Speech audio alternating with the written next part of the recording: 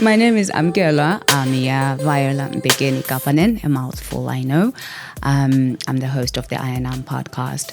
I've been doing radio since 1999. I started on campus radio when I was at university. My relationship with radio goes back a long, long way because I fell in love with radio when I was still very little.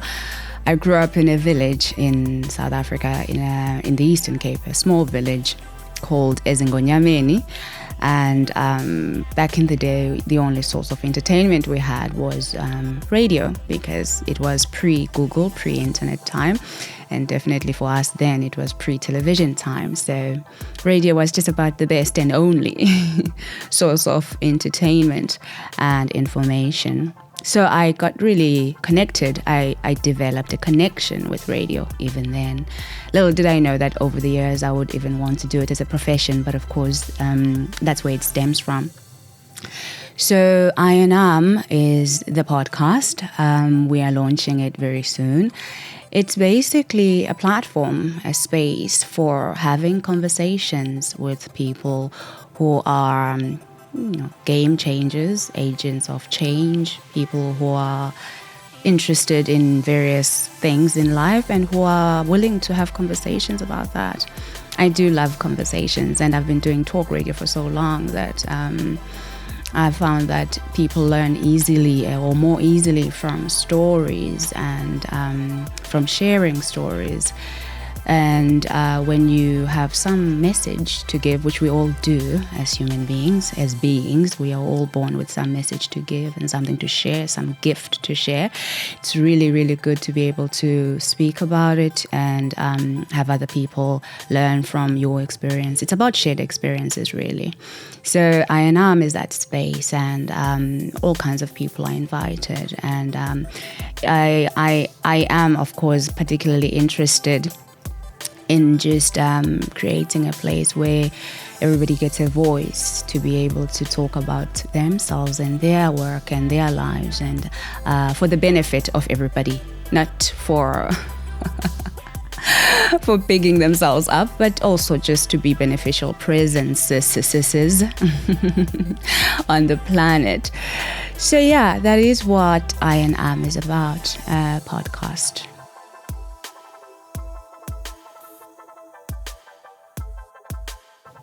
I began doing radio in 1999. I started at a campus radio station in the Free State in Bloemfontein, South Africa. And that was just, as a hobby. And I started off as a newsreader, I remember, and proceeded to be a show host. I had my own show at some point. It was really just for the fun of it and for the love of it, and I enjoyed it tremendously. After graduating, I was pursuing my studies in getting a bachelor's in communication. So after graduating, I decided that perhaps it was worth pursuing this love of mine, because it was a labor of love at varsity. So I thought perhaps one can make it something more than that. And I had the good fortune to work at Cape Talk in Cape Town, which is South Africa's talk radio station, one of them. And it really groomed me and grew me and helped me find my voice and also find my direction and my passion. And of course, then I had another great opportunity to work at Bush Radio, the mother of community radio in Africa.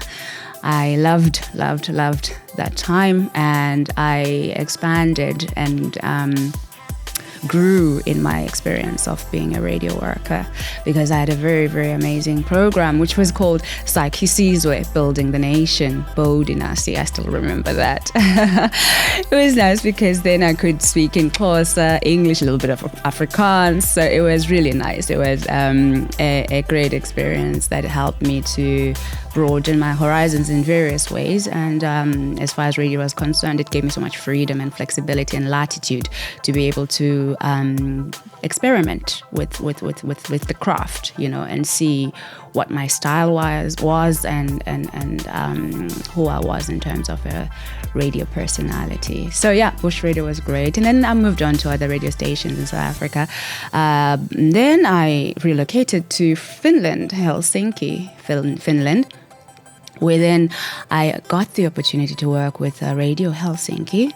And I did a program there called Foreign Matters, and that was a very interesting program in that it spoke to people who were in Finland from various parts of the world and had come to Finland for some reason or another, and they were making, changes, great changes here in the society we live in here in Helsinki. So that was Foreign Matters, and also at the same time we've been doing PEPR, Planet Earth, Planet Rap, which is a hip-hop show that is being aired terrestrially at WBAI New York and is syndicated all over. So I've continued to be connected to radio over the years, and this podcast is now the next extension or logical step to make.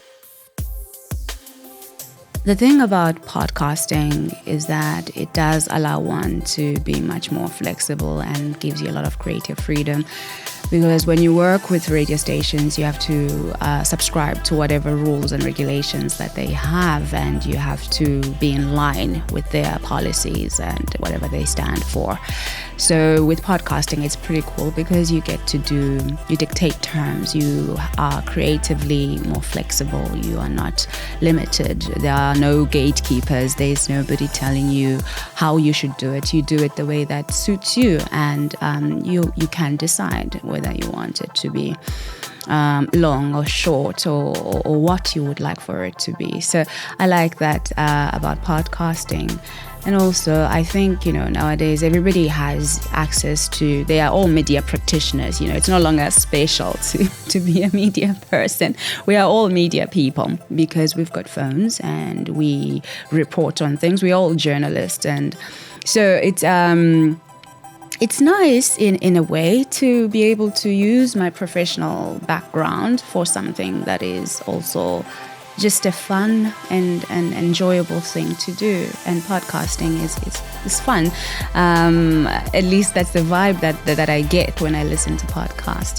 There's an element of being relaxed, and you speak earnestly. You can talk about things that you otherwise wouldn't be able to speak about at some radio stations.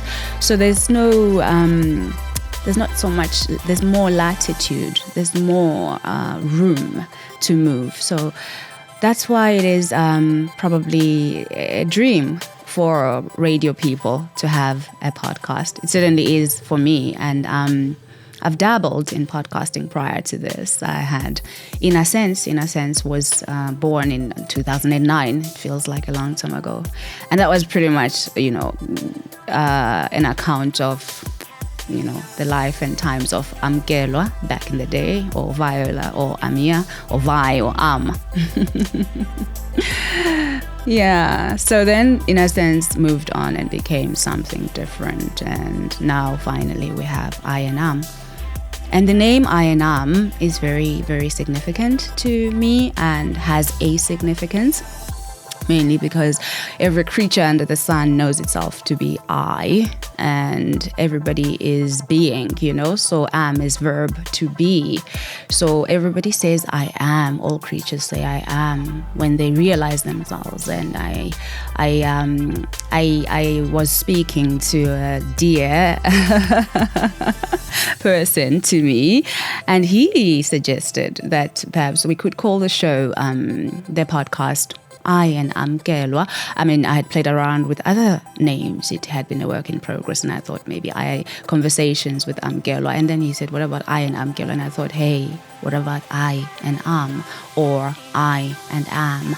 Depends on how you read it, And also, incidentally, people call me Am, and some call me Am. So it's about the person that I'm speaking to. and me. It's not so much about me. It's usually about the person I'm speaking to. But also all of us know ourselves as I, and all of us are beings. So I and am has a lot of meaning for me.